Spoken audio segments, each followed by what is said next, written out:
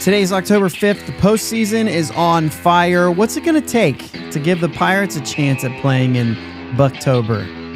Let's make our wish list of sorts. You're listening to the Bridge to Buctober podcast.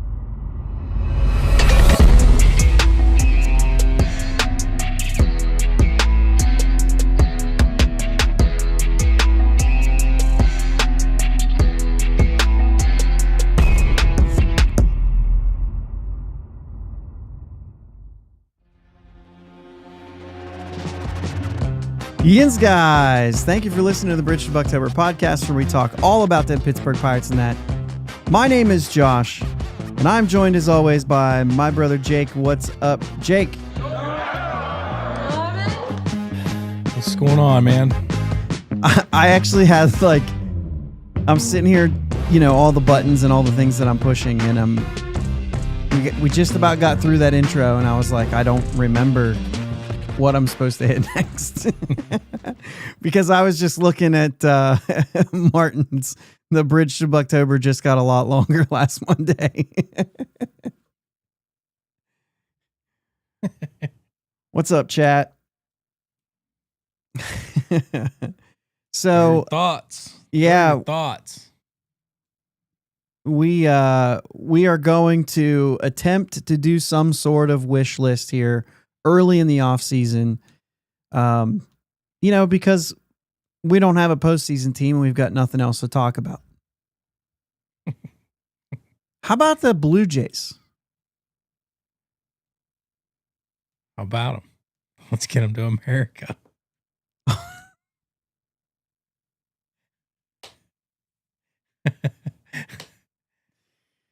I gotta give it.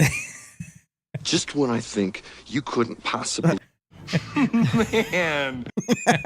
I can play stuff here for you. No, anyway. Yeah. So I think that I think the Blue Jays right now are really important. Just like in general, important for baseball. They hit, man. They hit. They try not to strike out. It's wild. I'm going to see if I can pull this tweet up that I think I said it. Yeah. Vladimir Guerrero hit 292 this season. So first off, I think I've said it on this show, but if I haven't yet, and it doesn't matter, I can repeat it. Not everybody's, heard it if I did. 7 players hit over 300 this year, or at least 300. 7 players last year, a total in Major League Baseball, and 9 players the year before that. We're a far ways away from the turn of the century when we had 40 guys hitting over 300. And, you look into all this stuff, and Jake, the OPSs are lower now. The on-base percentage is lower now. It's not just the fact that we're not looking at batting average. We just can't hit. Pitching is so good right now that you have a hard time putting anything together. Now, the on-base percentages are closer than the batting averages are, so that does show that there is a shift in the way that they're doing things, but it's just so difficult right now. Yeah. It's just so difficult. Vlad hit 292 with a 381 on base. 133 OPS plus. That's a 848 OPS. I saw the Douglas Smith ask what was his OPS. 848. But the thing is he had 23 home runs this year. And I know a lot of people with Vladimir Guerrero Jr. was he's not as good as the hype was, you know what I mean? Yeah. An absolute hype monster. And it's he hasn't lived up to that. Well, first off, way too much hype. Because the guy has hit 48 home runs in a season. But that's the only time, right? He hasn't hit more than 32 other than that season. And it's gone from 32 the year after that 48. It went to 26 to 30 to 23. But all of those years, even last year with the 30, 323 average. And so like he hasn't had a year that's been lower than a 106. That was his very first year, 123 games, a 106 OPS plus. Every year after that has been at least 115. That was his second year in 2020. So like, no, the dude's a stud, right? Yeah. But also, check this out. He had 292 this year. Now, last year he was, I think, second in baseball with his 323. I think Bobby Witt was the only one higher, if my memory serves me right. Maybe that's wrong. Either way, he had 292 this season, which was 12th in Major League Baseball. There are 11 guys better in batting average than him. Among those 11, and second overall was Bo Bichette with a 311. And fourth overall was George Springer with a 309. So three Toronto Blue Jays in the top 12, two of them of the 7 players across baseball hit over 300. And there's no other teams that had multiple players. Like the second player listed for any other team was number 16 and 17, a couple Brewers. Unless you consider Naylor is up there somewhere in the upper 290s or 290s, I think. And then the Gerardo Parra, help me out there. Gerardo, the guy you like, the shortstop. Oh, Perdomo. I kept wanting to say Parra. I was like, I'm not sure where he's at right now. Yeah. So like those guys, because Naylor spent half a season in Arizona and half a season in Seattle. So I didn't count that one because it wasn't a full season with the same team, but he would have been up there either way. So yeah. Thanks. But the thing is like, dude, it's important because right now the league needs to see a team because they're scoring runs too. Yeah. And they've got a lot of guys who are focusing on it, right? Now, obviously, all of those guys have good on-base percentages. I'll say it again. On-base percentage is still king. Get on base. That's the most important thing. But I want to clarify, like, Bucko Mike says, I tell you, average is important. Average is important, right? It's important to get on base. And if you have a high batting average, you're getting on base. If you have a high batting average and it is counterintuitive, right? If you're not walking, if you're just hitting a ton, but you're not actually like those guys that have it really close, right? That have the on-base percentage, like a Luis Ariz who doesn't walk ever, right? And so like he's really just in the middle of the pack. And the fact that you have a high batting average, but your on-base percentage isn't real high, and you also don't slug, you're not really helping your team. But if you have a high batting average and you're getting on base and you're doing damage, which is all three of those guys, it's really important. But the thing is like you're doing it. Josh Naylor's a really good example. Bucko Mike says 295, 20 homers, 92 RBIs. Now, again, the RBIs, you gotta have guys on base. He was on a couple good teams that scored runs. So you could have 42 RBIs and have the same exact season if nobody's on base. So, you're looking at the RBIs. It's good that he came through when it mattered, but if he didn't have guys on base, it doesn't really matter. You can't just look at that. It's like one of those things where a high number is really good. A low number makes you want to see more. Does that make sense? You know what I mean? If you get 92 RBIs, you got 92 RBIs. I'm not taking anything away from that. If you have 42 RBIs, where their guy's not on base, you know what I mean? Yeah. I want to see more because you could have all the same numbers as Naylor and not have 92 RBIs. He was on some good teams. So anyway, I think that what the Blue Jays are doing right now is important. I think that there needs to be some sort of offensive shift. And the fact is, not that they necessarily swing early in counts because they get their walks too, but they are hitting, but they're trying not to strike out. And when you start putting the ball in play with 2 strikes, and I'd love to see what their numbers are with 2 strikes compared to other teams. But when you start shortening up with 2 strikes and trying to avoid striking out, I wonder what it looks like. As a team, I wonder what it looks like. And I think it looks like the Toronto Blue Jays. Now, they've also got some really good players. and that helps too. For sure.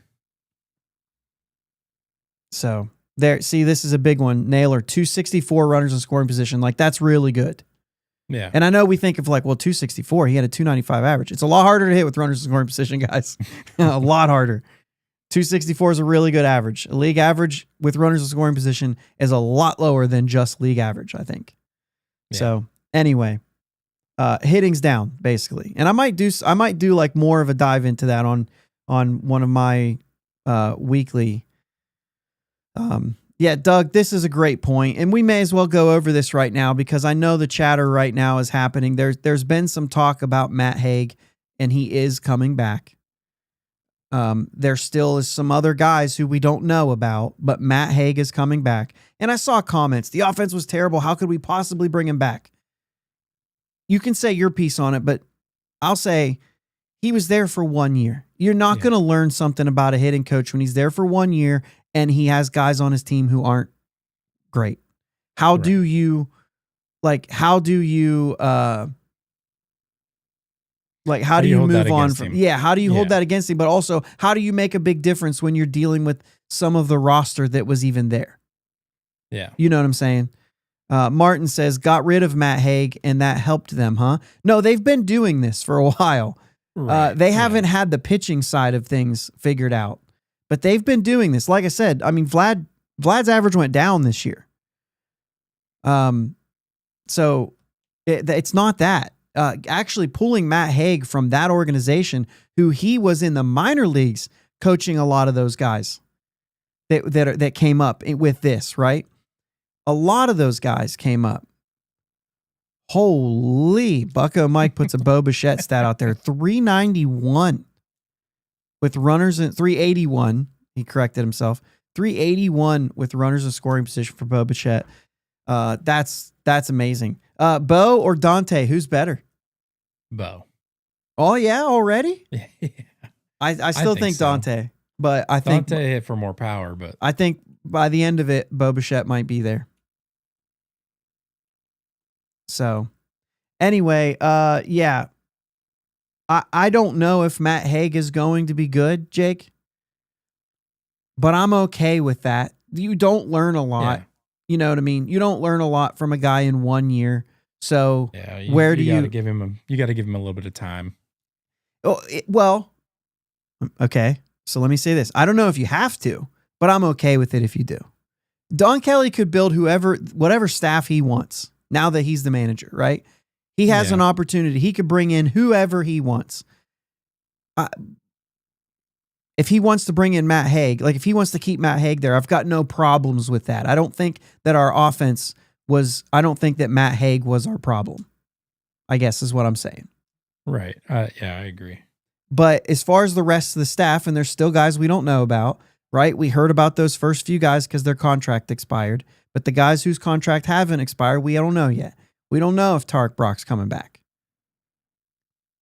We don't know if some of those other guys are going to be coming back. We don't know who the bench coach is going to be because you're not bringing what's his face back, Gene Lamont. You know what I'm saying? Like they're not going to do that. Yeah. But he has an opportunity to build his own staff, and I expect him to do it. I'm okay with Matt Haig still being there. I think that knowing that he came from Toronto and what they're doing right now, and he was teaching that in the minor leagues, it takes time to implement these sort of things, and they've been doing that. So if they could get that kind of hitting going on here where striking out does matter, and we change our approach to try to put the ball in play. So Dante Bichette, career 299 average with homers. Did he hit 300 homers? I would imagine. Hit a lot of home runs on Coors Field. I would like to talk about second generation players right now because I think that there's a nice little shift. Like Vlad, as good as I just talked him up, like he's still not Vlad Sr. Right. You know what I'm saying? Like that's, Roger Clemens or Cody Clemens. Like I'm still giving the nod to Roger Clemens. You know what I mean? I know they're different. Billy Wagner. They're what's is he? Will Wagner. Is he called up? My goodness, he's been playing for 2 years, hasn't he? Yes. Who am I thinking of?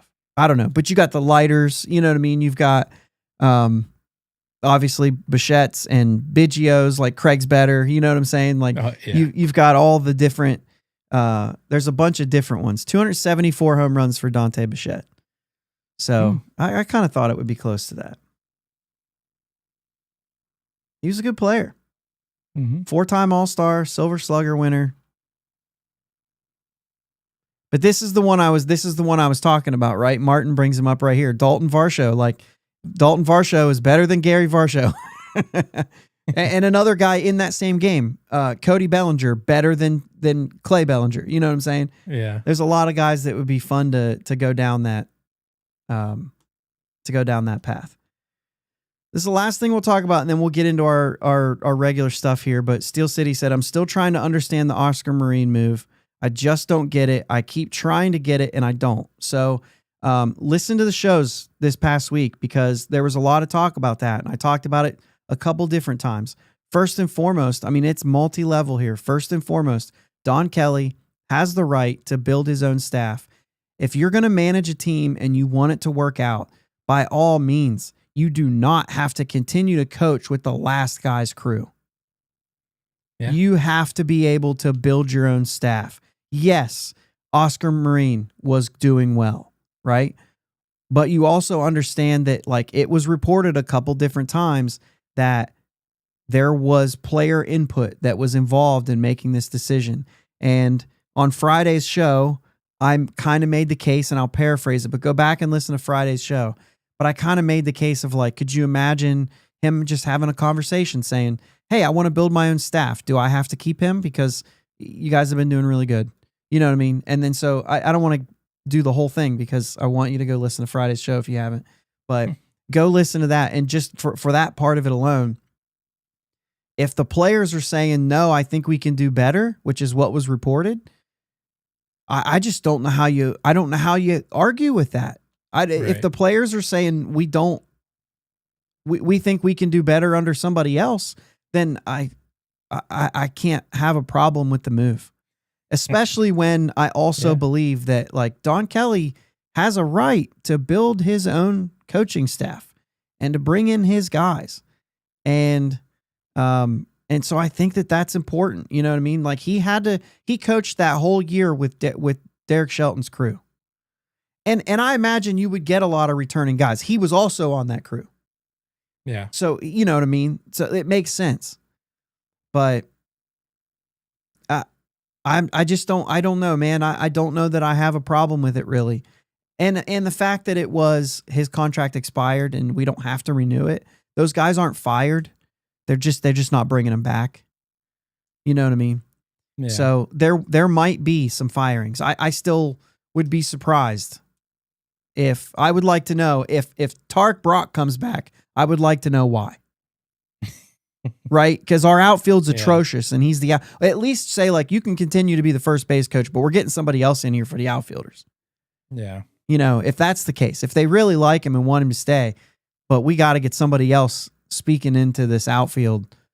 Reynolds and Cruz both have to be better defensively. Yeah. They have to be.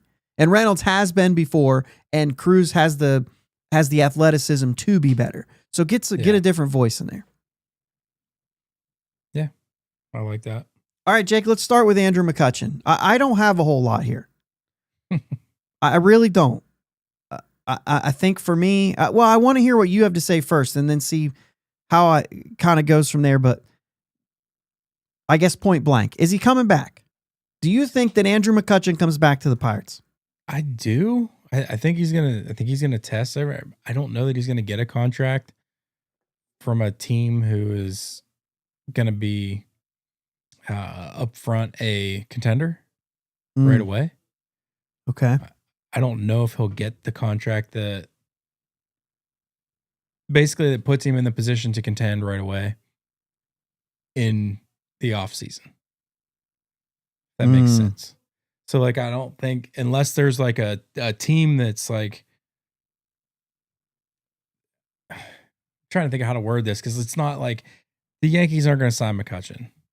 The Red Sox don't have a need for McCutchen.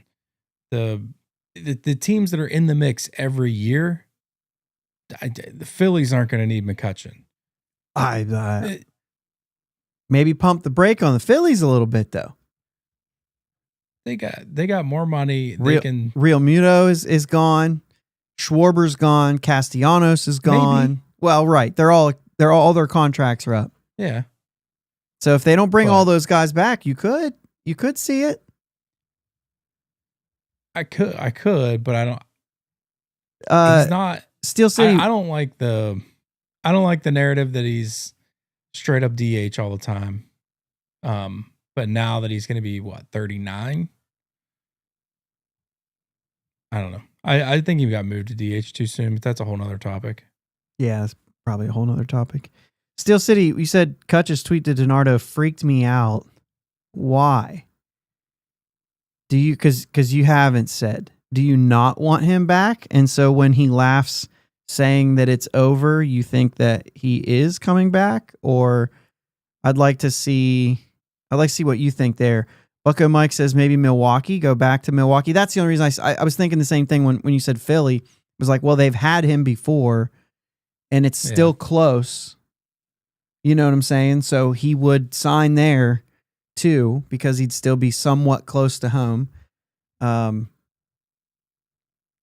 Milwaukee, a place that he'd be familiar with. They just continue to win the division every year. I don't know why if they offered you a contract, I don't know why you wouldn't go there.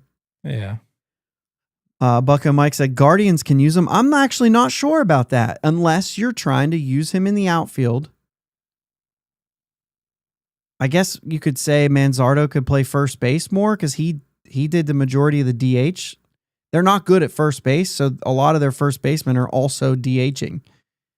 So I don't know about the Guardians. Martin says Kutch is not an everyday player anymore. And he also said he thinks he's coming back as bench only.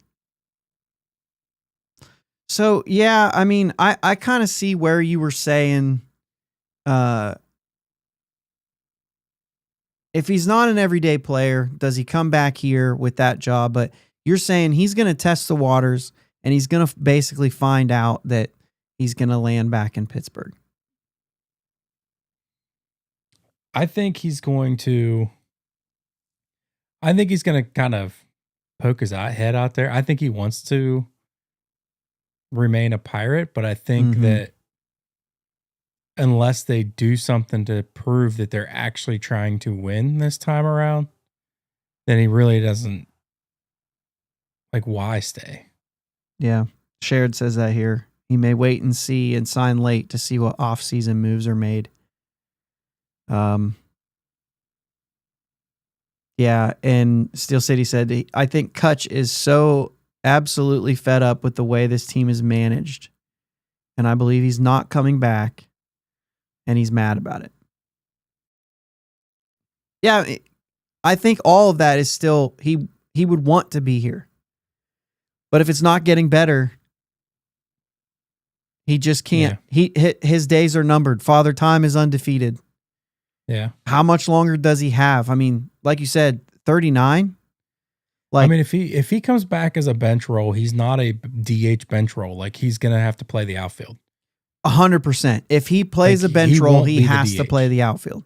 I agree with that. I mean, he could play. He could DH every once in a while. I still think he could play the outfield. I think he could be fine in right field, but not every day.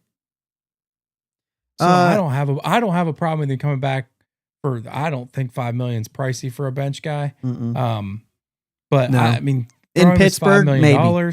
But $5 million is a bench player.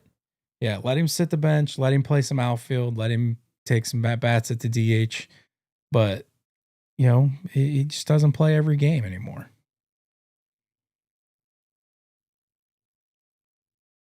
I think that's the same role he would play if he went and signed with somebody else. I think so too. Yep. I think that's where it's at. Although I will say 95 OPS plus this year. And if we don't sign people. Well, right. But the metrics actually show that he hit the ball better than he did last year. So there's the things that usually point to this is why he's doing well. He wasn't doing well with those types of metrics. Now, obviously results are the end game, right? And so if you're not getting results with it, well, then something's got to change somewhere, right? But when you see those underlying numbers, it does point to, well, maybe it's not that he's not hitting the ball well. This is just the way it's going this year. And we know that the ball was dead this year. We've seen that in different places, and we know that from things that we've heard, I guess, we didn't do our own scientific research on it, but we know that the ball later on in the year started to not be so dead as they started to fix the problem but they're like, we're not going to not use the balls. So you're going to have to hit them. And you know that they're not going to give those new baseballs to the Pittsburgh Pirates. They're not going to do it. They're going to give them to the Seattle Mariners when you have a catcher chasing a home run record. They're going to give them to, you know what I'm saying? Yeah. Like, we know this. They've said this before. They've admitted to doing this before. So we know that it happens. The precedence has been set. Yeah. So anyway. And he's growing his dreads back out, so we got to bring him back. I know. That's like the fourth time that's the thing that you've brought up, and I love it. I love it. All right, I had to squeeze it in. I know. We got to go through this team. We got to sort of make a wish list. And I guess what we're looking at here is we'll go position by position, and we'll talk about what's there and what's been there. So again, chat, get involved. Maybe put the position and then your comment or something like that. In case we move too quickly, we can always come back to something that we missed. But let's just kick it off, Jake. Let's go to catchers, because I think this is a position that is kind of easy to talk about as far as I'm concerned. You've got Joey Bart there, who's going to arbitration, who has no options left. You've got Henry Davis. You've got Andy Rodriguez, by all means, is still a catcher and on the team. And you've got Rafael Flores. And so now we have this conversation. Where do you want to start? Henry Davis is suiting up next year. Yeah, I think that's pretty clear. Starter. He needs to figure it out at the plate. Mm-hmm. But what we've seen behind the plate, very good. Yeah.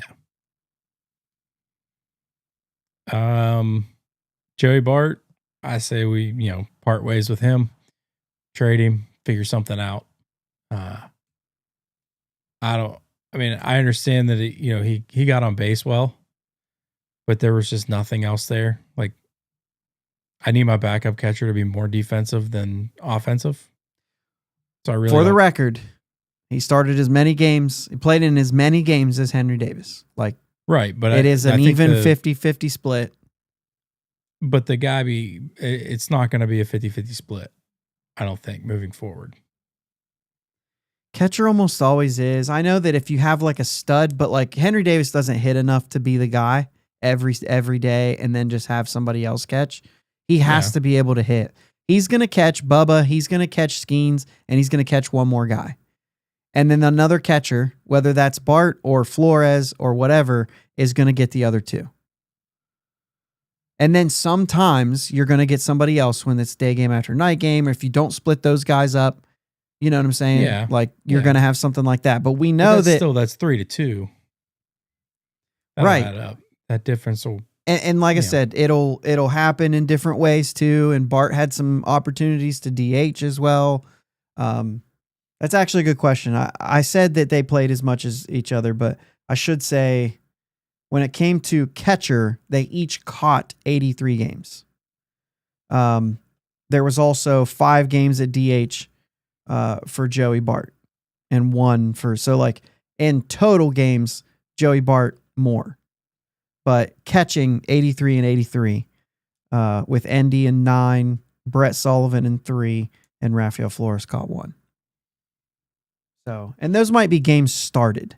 Nope. No, maybe. They're definitely not. Right, they're not. 83 and 83 is now more than 162. Well, we were in the postseason too, right? Oh, no, we weren't.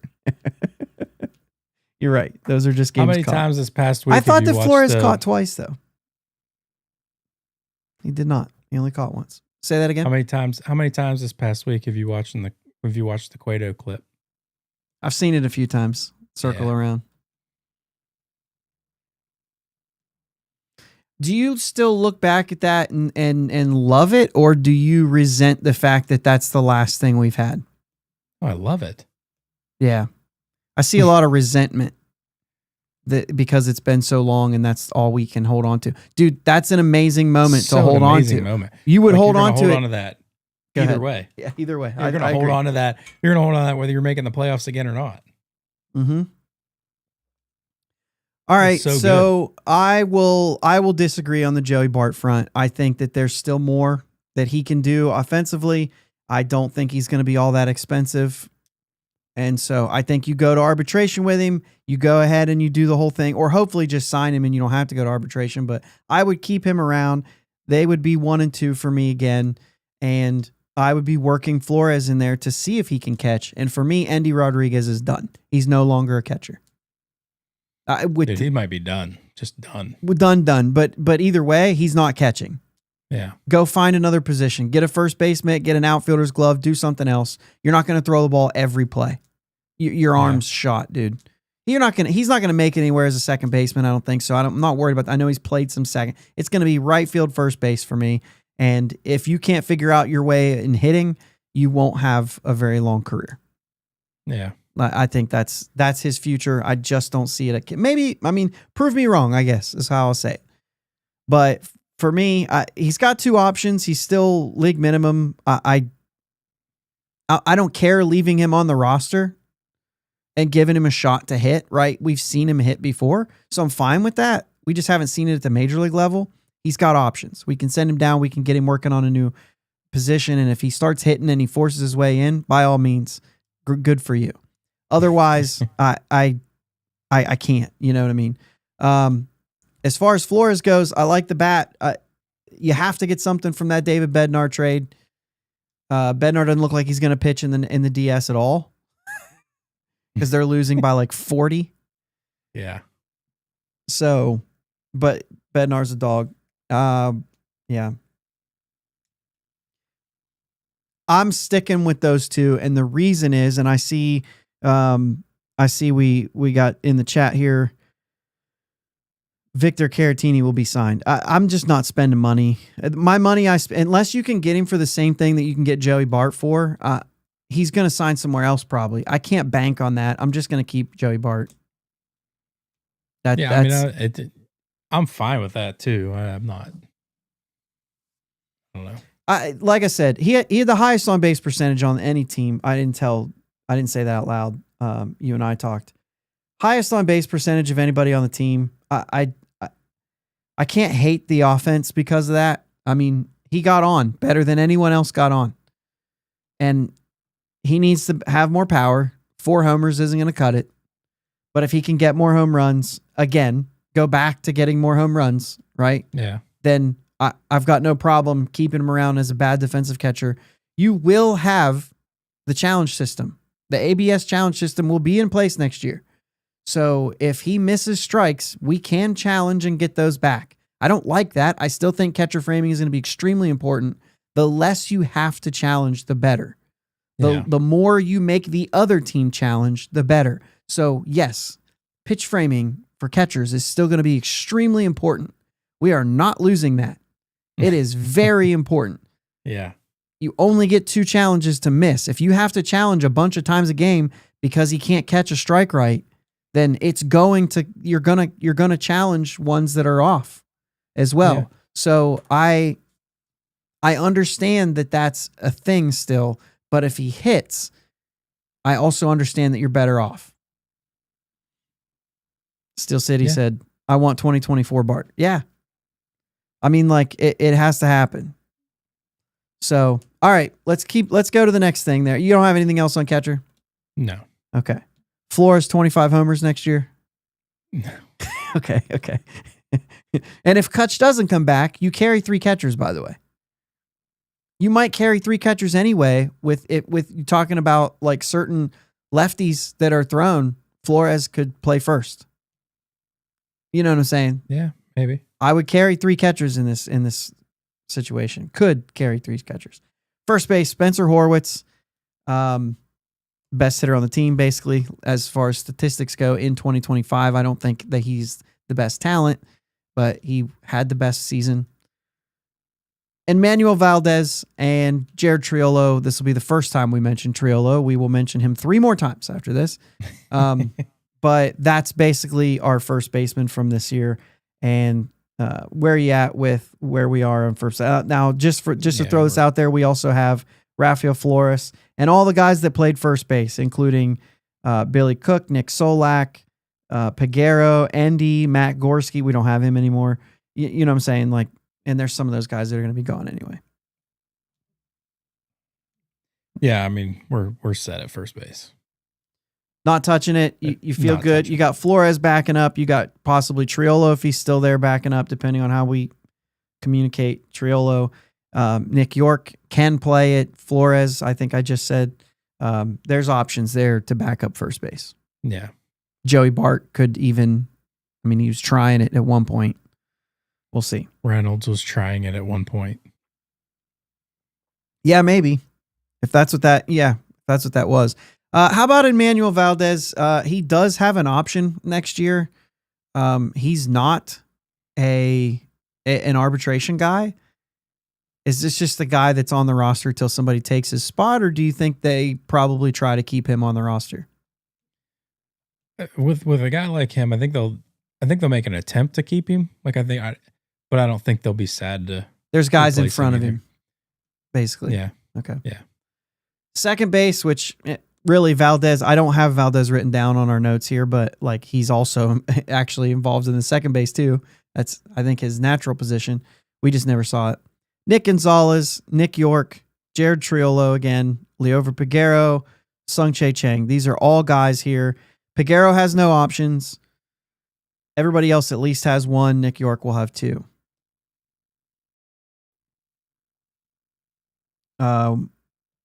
What do you think? I think that this is not as easy as of a conversation as we once thought it was. No, I think we're fine at second base. I'm kind of set with Nick Gonzalez being the second baseman going into the season.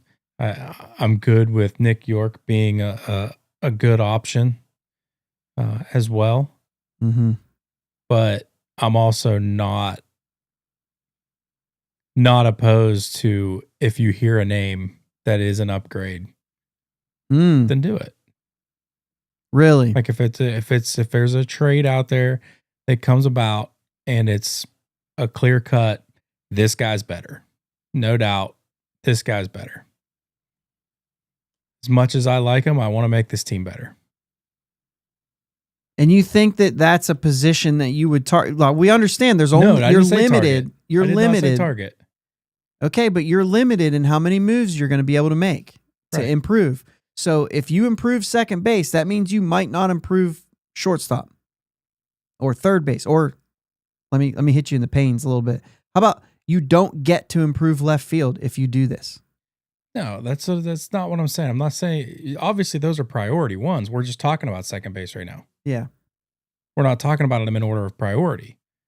But if there's if I've filled those holes and yet there's still this other thing that somebody wants, and I'm like, I could probably trade this for that and I'd still be sitting in a better spot, then I'm just saying I'm not opposed to a change. But I like Nick Gonzalez. I like what he brings to the table. I think he's very hitterish. I think he had not a down year by any stretch of the imagination this year, but I don't think it was as up to what he wants or is capable the injury of. For a while. Of course, he came out of the injury strong, but I like our options. One thing I would say is Nick Gonzalez last year, for what he was good with runners in scoring position.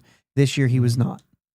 Yeah. So if he can fix that, I think there's absolutely no problem. Steel City said, is it fair to call second base a position of strength? I would say only in quantity, not in quality. I think no matter what you do, there are a lot of guys you could put there. They're all going to be around league average guys. They're not, we don't have like a I don't even know second base who somebody put in the chat who a second baseman is that's like, this is the guy, right? And I think that's what's important. Ozzie Albies. It's not going to be that. Yeah. We're looking at league average guys. And like I said, Nick Gonzalez to me is the defense was bad this year. The hitter 260's fine, but not when it comes with a 299 on base. Like if you're hitting 260, dude, that on base has to be at around 320. Like that's a good example of when a good batting average means absolutely nothing. Because like 260 in today's game is not a bad batting average. It means nothing because your on base is only 299. Yeah. He didn't hit for any power this year. He didn't provide really a whole lot on defense. I mean, that's how you end up with a negative WAR, even though you were a decent player. Yeah. You know what I'm saying? But all in all, 84 OPS plus, 82 weighted runs created plus, like those numbers are not getting it done. I think he's better than that. Yeah. He was last year. He was just under 100. He's a league average player. But quantity, yes, we have options there, which is why I don't address second base. I think you go with natural progression. You've got these guys.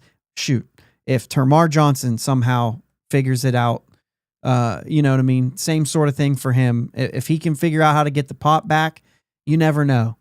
I don't know. You never know. But either way, I don't have a real complaint there. It's league average. You can get by with league average at second base. Yeah. Third base, we have Jared Triolo, Cam Devaney, and then a cast of those guys. Nick York, probably not Nick Gonzalez. I mean, it'd be weird to see him moved when you could. I mean, somebody's forcing their way in. They could just force their way in at third. So to me, this is if you believe in Jared Triolo, he should be playing third. He stinks at short. Yeah. If you believe in the bat, if you believe in the player Jared Triolo, this is the only position I would play him at. Or second. Like I said, he's an option there as well. But I'm not addressing anybody else as far as internally. It's Triolo or it's an external player. And my money's on an external player. Like I think this is one of the positions that is crucial to up. You got rid of Hayes, not to say, well, we'll put Triolo there because he's the same thing but cheap. That's not it. Mm-hmm. You needed to improve. You needed to upgrade third base. This is, to me, one of the top priorities.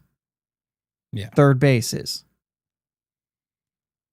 I agree. I didn't get a chance to sit down and like look at options for it, but yeah, third base is one you have got to upgrade.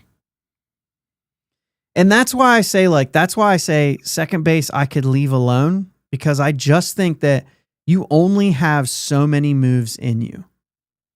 You know what I'm saying? You really do. And so what's up, Jim? Jim says, the crazy thing is Jared Triolo is better than Nick Gonzalez. So let him play second. Let him beat Nick Gonzalez over for second base. That's the kind of thing I'm okay with. I would much rather me go into next year saying it's going to be Nick Gonzalez, Nick York, or Jared Triolo at second, because we've got our third baseman. I don't care how you get it. I don't care who you get it. That's not what today's show's for. We can talk about that later. But I'm just saying third base needs addressed. We cannot.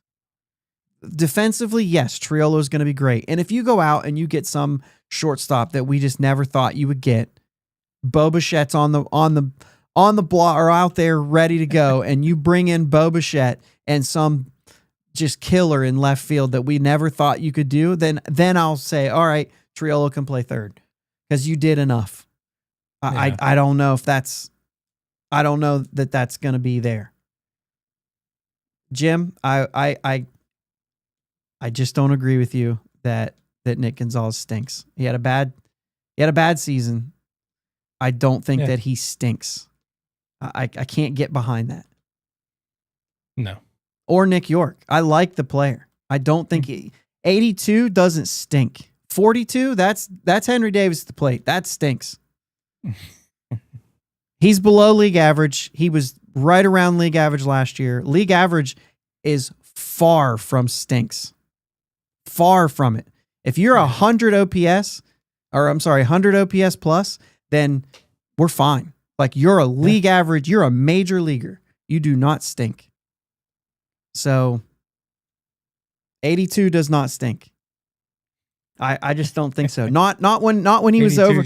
Not when he was a 96 last year. 82 just doesn't bat in the middle of your order. That's right. Like it has for us. Nick Gonzalez was a 97 OPS plus last year. He's a league average player. He was injured a little bit and he had a bad year. I mean, I think he's better than that. I think he's a league average player. I don't think he's an 82. No, he was 97. I'm looking right at it. A 98 RBAT plus, which is basically your weighted runs created plus. He was a 97 OPS plus. That's right around league average.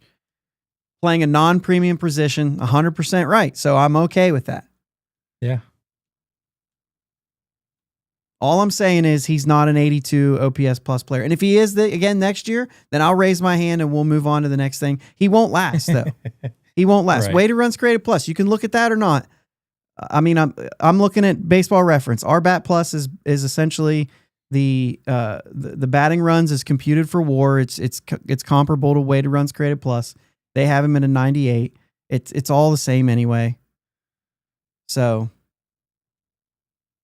anyway, it's fine. He's fine. If he's not fine, like I said, if he's not fine this year, he gets passed up by Nick York. Yeah. If he's not fine this year, he gets passed up by Jared Triolo. We'll let it work out. I have too many positions that need addressed for me to need to replace that position. He says, I get that. I'm a huge Nick Gonzalez fan. It just has to, I don't think that what you've done this past year does not tell you what you're going to be. Right. If so, we're in way more trouble than we think. It should be telling you what you need to work on in the off season. I have a different gauge, Jim. Terrible is so much further than that to me. Like that's not good. And I'm fine saying it's not good, but there's different levels. You don't go from like your league average or you're awful. There's some steps in between that. You got to get down in the 60s before I call you awful. Yeah. That's my opinion. My opinion. Let's move on to shortstop because it's even worse. Yeah, it's bad. Jared Triolo, let's just say he is what he is at the plate. We've already talked about him two positions. On defense, he's terrible. And I will go all the way there. And I know some people are like, hey, he's fine. No, he's bad. He's bad. He cost us runs. You could say Cam Devaney, Peguero, Gonzalez is not an option. Jake, Triolo is a little bit better than Gonzalez at short. Sung-Shae Chang, there's your options, whatever. This is a big time position that needs to be fixed. Yes. And I'll start because I already know what you're going to say. So I'll start. I don't mind if Triolo plays a game or two here and there. But he can't be a starter. Not at this position. And Liover Peguero's gone. And I saw, I think Douglas said, I hope they find a way to keep Peguero. They won't. They've already given up on him. That's why he didn't get any playing time. I think he could go somewhere else and he could play well. But I also thought the same thing about Rodolfo Castro. And he proved me wrong. We definitely got the best of him. But Peguero, good luck to you, but you don't have any options left. And this team does not want to play him. He's on this roster until they sign somebody else and he needs to be moved. I still think there are other people that will be moved off this roster first, but I don't think they care to keep him. And I wouldn't be surprised if it's a non-tender situation, but only because they've already shown that they're just not willing to play him. There's no point in rostering him if you're not going to play him. He had a 3-homer game this year, and that was like one of his 5 games, it felt like. You know what I mean? Yeah. Not saying he's going to do that all the time. I'm just saying. You thought that would earn you a week of playing time after that. Yeah, at least. At least a week. So, yeah. All right. I still think Griffin breaks camp. Okay. So there's... If not, If not, it won't be long. There you go. I can't for the life of me not sign somebody for shortstop or trade for somebody. Like, I can't do it. If Griffin wants to break and beat that guy can shift to third if you have Triolo at third, or if you can, if you have somebody else at third and you can get him to second and move Gonzalez out of the way. Like, I think you put your best foot forward in acquiring a shortstop, however you do it. And if Griffin plays his way on, Jake, I'll even say put Brian Reynolds at DH in this scenario and put O'Neal Cruz in right and bring up Griffin to play center if you have a shortstop that you're not willing to move. And that's the thing too. Like, if you do that, you have that option is there as well, which is a good thing to have. I mean, he's going to be an excellent defender at short or center field. So I don't know. 2-0 Seattle, by the way. Nice.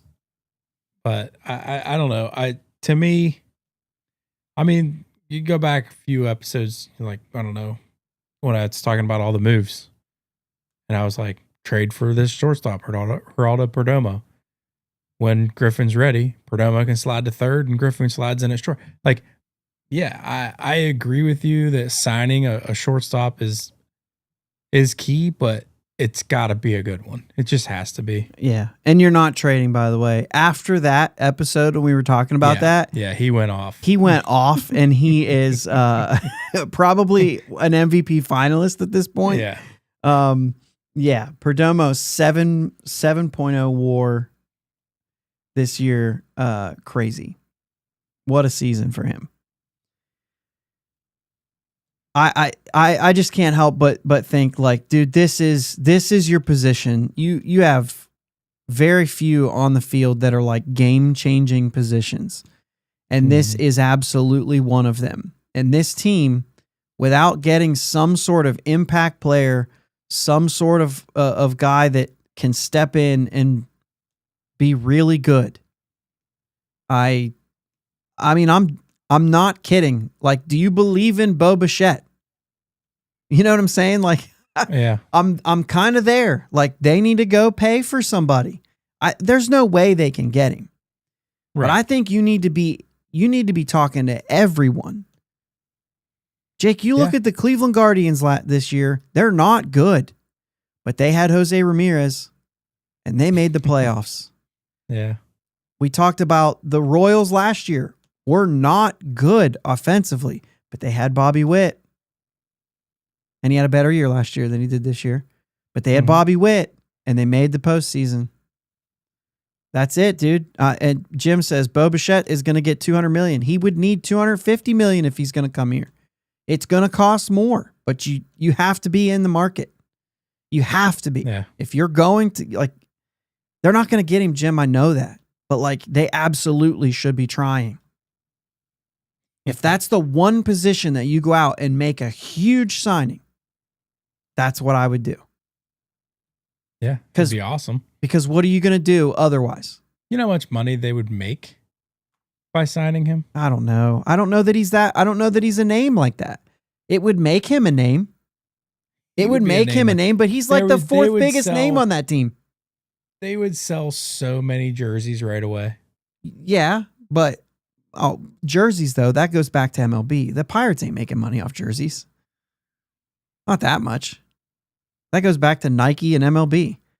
Right. Yeah, Jim, I'm with you, man. Trevor Story's a great option. Trevor Story would be a good one. And that's the kind of risk that the Pirates need to make, because will he stay healthy? Of course, with Bo Bichette with a PCL injury right now, will he be healthy going into his free agent year? I don't know. Yeah.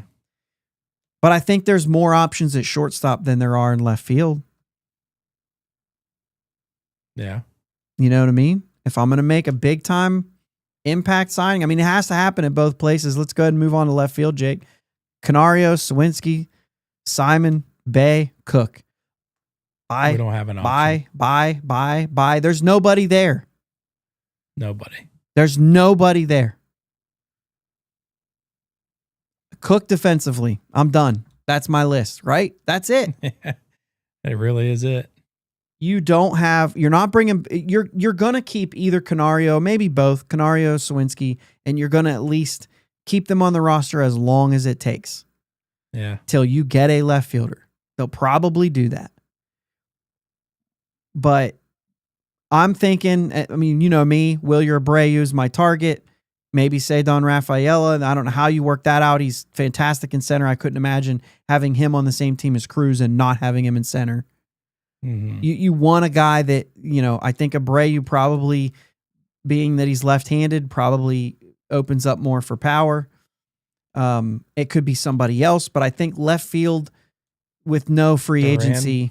Duran got a lot of playing in left field. Well, Duran's a left fielder. I mean, he wasn't. He was a center fielder. Was he? Yeah. I don't remember him playing center. He moved to left. I don't remember him playing center field. I didn't realize he was playing left until the other day. Yeah, he played 28 games in center. Yeah, he played the bulk of the games last year in center until he moved to left. So, yeah, it's been pretty split, but you're right. He's spent more time in center.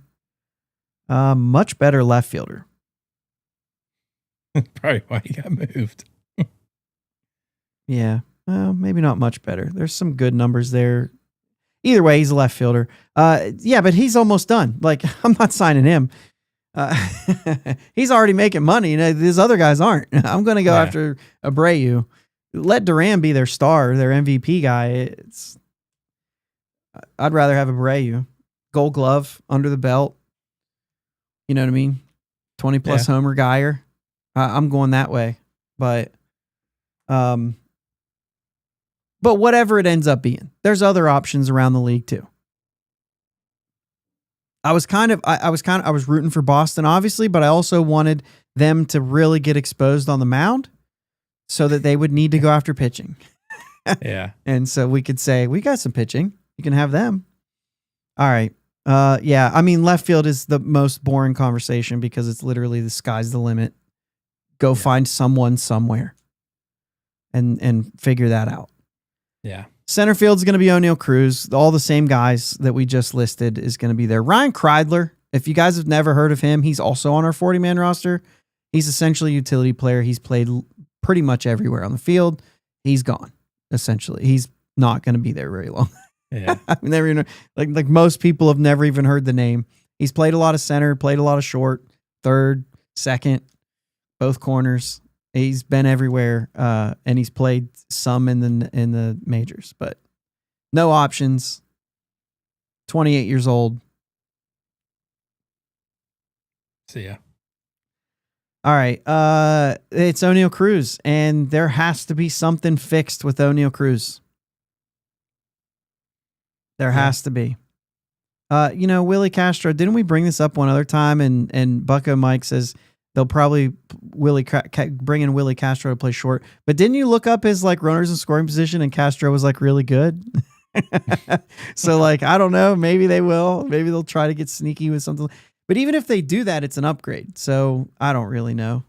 What's up, Mutu? But yeah. I mean, he's just got to get better. Yeah, that's one that's just internally. He's going to have to figure out how to take a big step forward. Here's a good question because this is part of the conversation that we're having right now.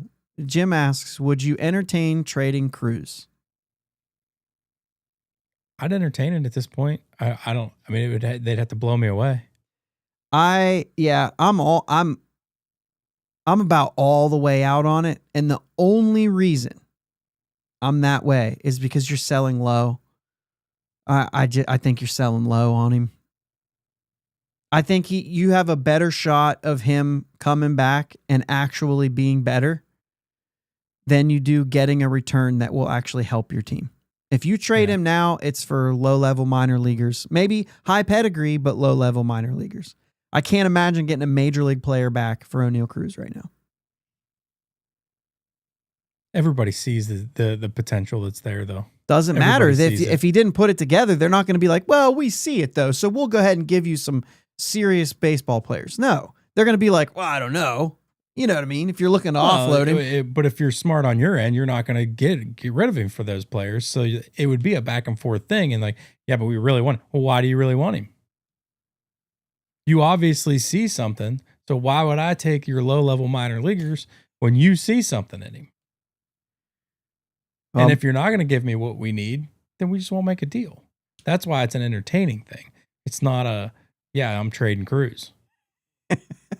Okay, listen. Mutu came in a little bit late, so he's with you. For what it's worth, I'm thinking Connor Griffin may make the team out of spring training. This is Jake's take too. Potentially inject a 5-WAR player into the lineup. It could also blow up in their faces. The Tree cannot be a shortstop, but you're right, it would happen. And we'd be back at Triolo at shortstop, which is bad. I like this. Steel City says, I'd entertain training anyone whose name doesn't start with an S and end with a Keens.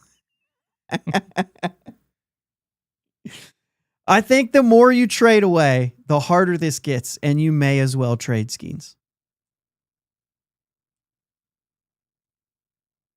If you make the offense worse by trading away major league players, assuming you trade away Nick Gonzalez, you're not getting anything but an 18-year-old.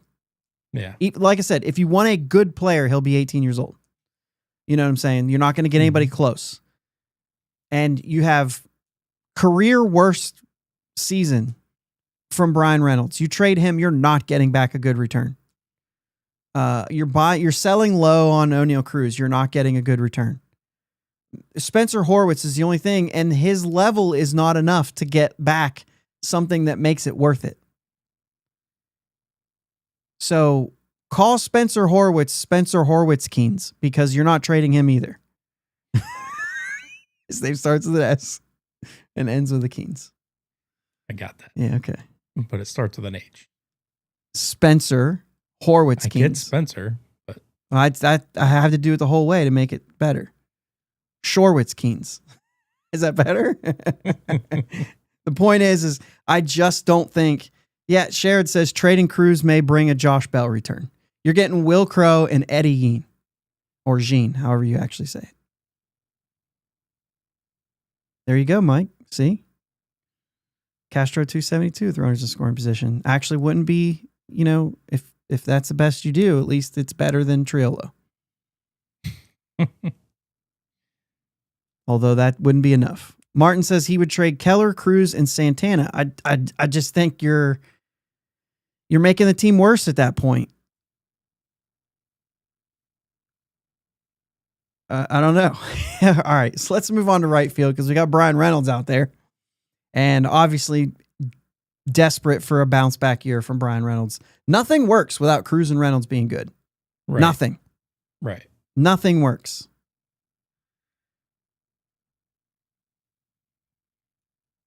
Jim, that's not average with runners in scoring position, right? Look up league average with runners in scoring position. I'd be surprised if it's more than 243. But I could be wrong. I'd just be surprised if it's more than that. All right, so Canario, Sawinski, obviously Andrew McCutchen I put on here just as with a question mark.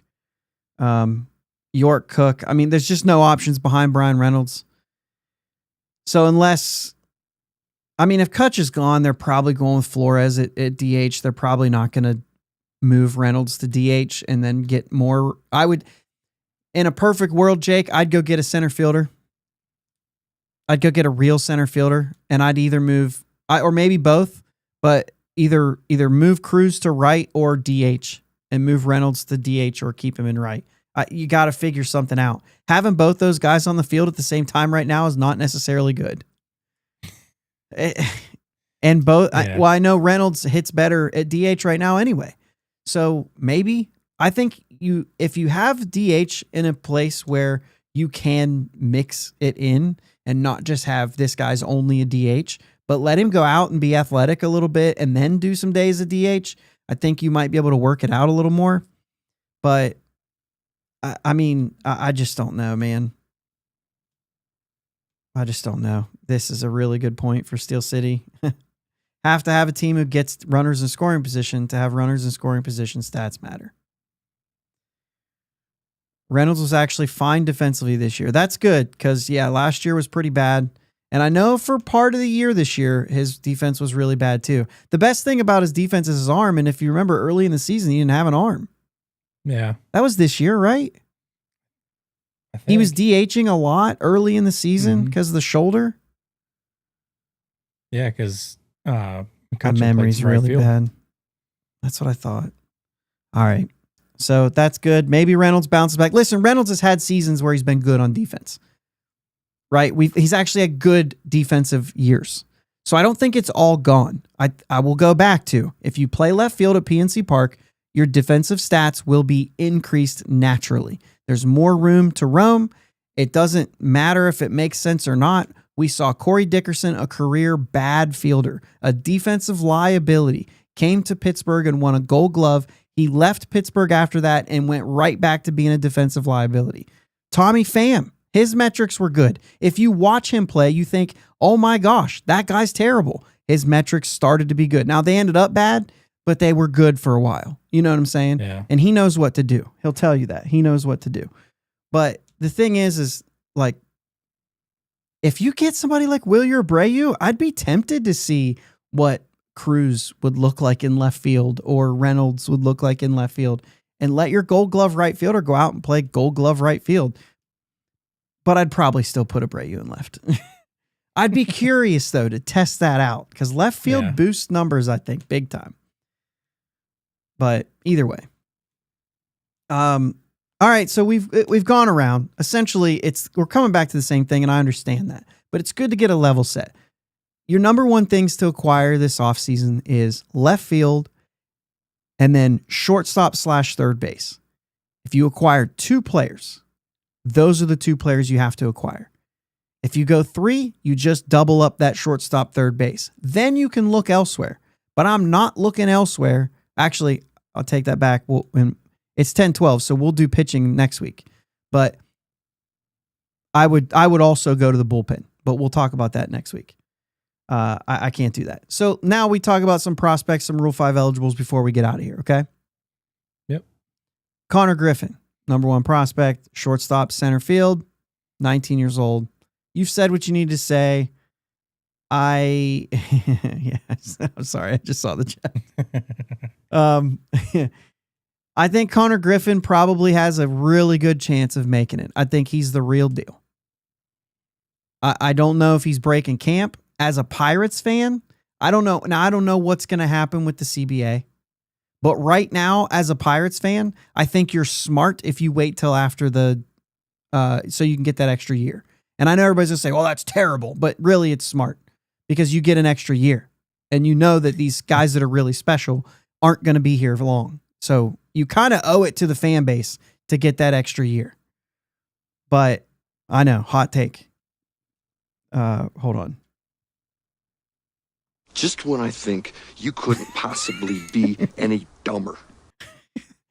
All right. The other 2, though, are Rule 5 guys. One of them probably not, right? Omar Alfonso. He's a catcher. He's 22. He's on the top 30. He's not getting drafted. He's not getting added. But worth saying something like he might be a guy that's coming up soon, right? Yeah. Okay. And the last one is Esmeralyn Valdez. Do you add him here to the roster? That's a tricky one. He'll be 22, but a corner outfielder, probably not getting picked up, but I don't know, man. The power could be real. Yeah, and there's some teams out there that might be desperate for any talent. Yeah, you telling me the Colorado Rockies couldn't grab Esmeralyn Valdez and try to just, see if he can hit some bombs out there? Yeah. Now, or even the White Sox. The other thing is are we totally convinced that he's not already better than Ryan Kreidler or G1 Bay? I'm already convinced he's better than G1 Bay. I'd let Bay go just to add him. Yeah. He'll start in Double-A, move his way to Triple-A if he does well, and then all of a sudden you have a guy.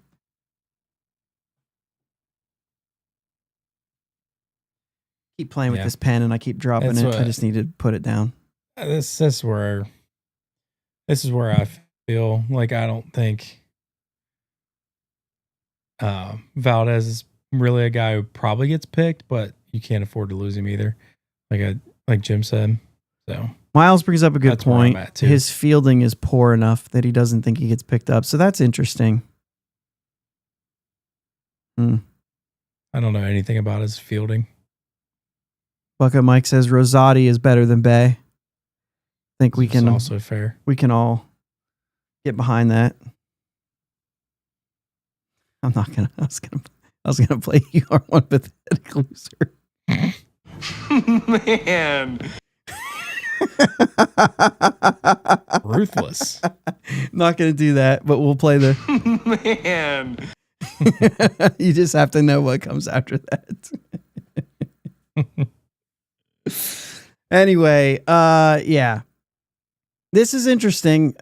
Just to build a wish list of like, if this team is going to actually work, they don't have to have an unbelievable. Boy, this is a good point. If the Pirates could carry Canario for a full season, a team can carry Valdez for a full season. That's why I'm just kind of like, I think I'm adding him.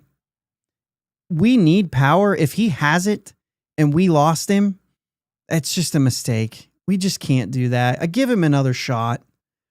Like, just to keep him around, I'd protect him. Like I said, you've got guys to move off this roster. Yeah. You're not going into next There's year. room for him on it. Listen, we just went through this whole list. You're not going into next year. I think, to be honest with you, I think if you DFA'd Andy Rodriguez, he would clear waivers. I think he would. I don't think anybody's grabbing him. No. And you'd be left with him on your roster either way. And Manuel Valdez, I could see him go away. Piquero's gone. I actually don't care to waste any more time on Sung Chae Chang. He's only got one option left. It's going to be used up next year, and then we're going to let him go anyway. He's never going to hit enough. No. He's gone. Devaney, I'm not seeing it, but whatever. Sawinski, Canario, Simon, Bay, all of them. Kreidler, all of them. I'd rather have Valdez than pretty much any of those guys. Yeah, I'd rather not lose Valdez. I'd rather not risk losing Valdez than keep any of those guys. Yeah. I don't know. That's where I'm at. That's where I'm at. I can't disagree. So unless something crazy happens, we'll do pitching next week, and it probably won't take quite as long because there's not as many positions to go over. But I will ask you of this group before we get out of here, and we've already kind of had this conversation, but I don't know that you commented on it. It's one of the questions I have on here. Who's on your trade block of this group? So you mentioned Joey Bart, but I don't know what you're like. Why? I mean, I would just listen. Yeah. Everyone's on the block pretty much. You know, Bucko Mike says Valdez and Jace Bone. We talked about Jace Bone before we got on here, and we deleted him off the list of conversation pieces because we just weren't sure if it's there. He's done less recently, and I don't think there's a way that a team gets him, and he's one that I'm actually okay. His power has dipped the last couple of years, so he'd be one I'd be okay with missing out on if he ends up working somewhere else. I think I'd be okay with it. But yeah, for me, man, I'll be honest with you. Trade block is not I'm listening. It's I'm actively trying to trade. They're on the block. When somebody calls, I bring this guy up first. Yeah. I don't have confidence that they will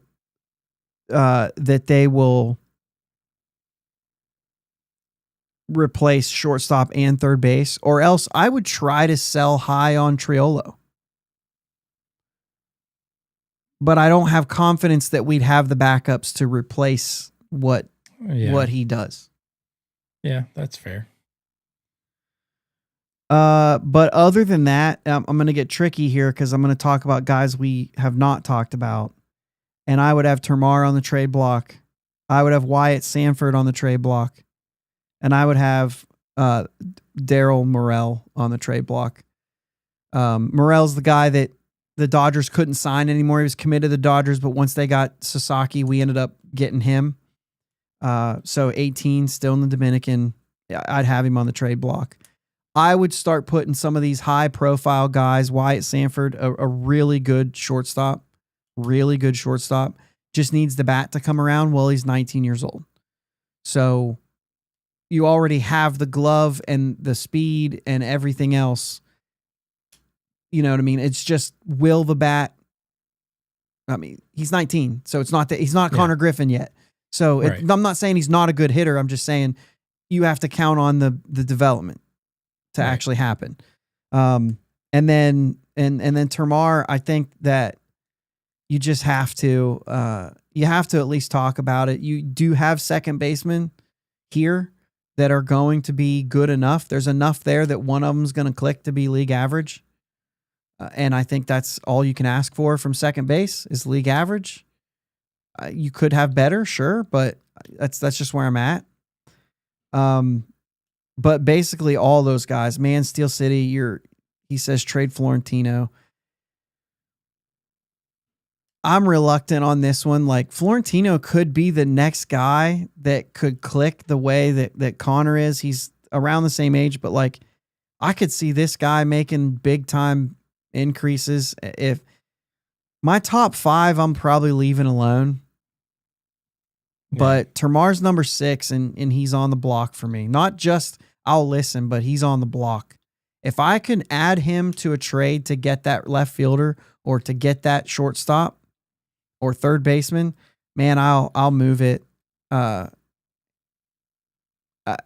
think that any time that you go into things and say, you've got a good system here, Mutu says, I don't know he has that much value. Might as well keep him and hope it clicks. But the thing is, though, is like, if you're sitting here saying, hey, I'll trade you, I'm just going to throw something out there. I'm not saying this is it. I'll trade you Johan Oviedo and, and something, and I'm trying to get a major league outfitter, like Oviedo's not getting it for you. But if you throw Termar and Sanford in there, or Steel City says Tony Blanco or something like that, like if you can throw a couple of those top 30 guys and somebody as high as Termar at number 6, and maybe who's the pitcher? Levi Sterling. You know what I'm saying? Like, yeah, dude looks like a stud, but like, you got to move those young guys right now if that helps you get an outfielder or shortstop or third baseman right now. Like, I'm all in on doing that, right? So, yeah, you got to do something to make the major league team better. Miles said Florentino might turn into Andujar at the plate. Let's not let that. Oh, geez. Okay, I thought you were going somewhere else with this. All right, this is where he's a good player. Yeah. Okay. Golly, Andujar's not that good. He's not like that good, but he's a good player. Came up, and it was like, this is the second coming of Jesus Christ. And then the Yankees were like, anybody said that. Well, I was like, he was the best thing ever that came up. And then all of a sudden he was nothing. And sure, he's made some decent strides here late in his career, hitting for some power against lefties. But he's not anything hitting the ball well. He's not anything like what he was his rookie season. Florentino might be a lot better than Andujar. So when you said he could turn into Andujar, I actually thought you meant like he might not be really all that much. Okay. Andujar was touted to be what Florentino is. Well, Jim, there's no question there. Except it's the other way. Like, Pham is no Andujar. Andujar came up as like a top prospect in the game. He's not. It took him forever. If anything, the Yankees let go on that, not us. He wasn't good. He can hit lefties. He can provide some power. He can't play defense anywhere. That's true. And Jake, we gotta do this. The player that we thought was going to be Miguel Andujar, his rookie season, 149 games, he had 297 with 27 home runs. He has not hit more than 10 in a season since. And that was this year. As a 30-year-old, he hit 10. And we're bent out of shape on that? I'm not bent out of shape. I'm just saying he's not a terrible hitter. He's not necessarily a good hitter either. All you're looking at is home runs. What do you want me to look at? He played in 94 games. He's a platoon player. Batted .318. And he did that because he was only facing good matchups for him. He's a platoon player against left-handed pitching. Also, look at the ballparks he got to play in this year. He had 10 home runs in Sacramento too, Jake. That's actually a really good point. I am not convinced that Andujar is that good at all.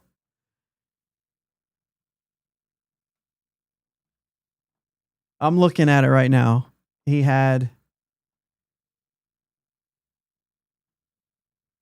had 290 against righties this year. 6 of his home runs were off righties. All right. I'll give you that, but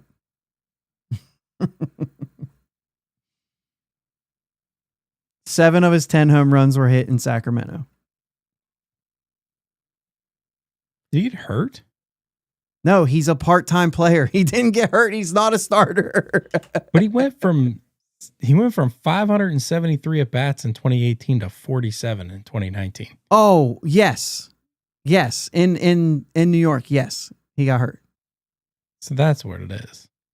Yeah, but then he was never the same.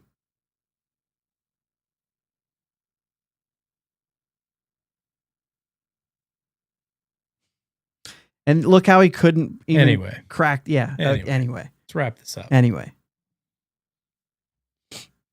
Yeah. What else you got? Finish us up here. I'm sorry. I was distracted. Anytime you get me on the Andujar train, I just can't believe that people are sold on him. I don't know. I got nothing else, man. Do you believe in this front office, and specifically this GM, to even pull off what it takes to make them a postseason team on paper? What is your percentage of belief? 45? 40? On paper. On paper. I don't know, like 40? Yeah, I'm more like 20.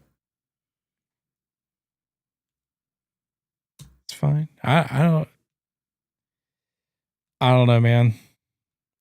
It's a crapshoot right now. Well, you can wish in one hand and crap in the other and see which gets filled first. Yep. I was saving that one.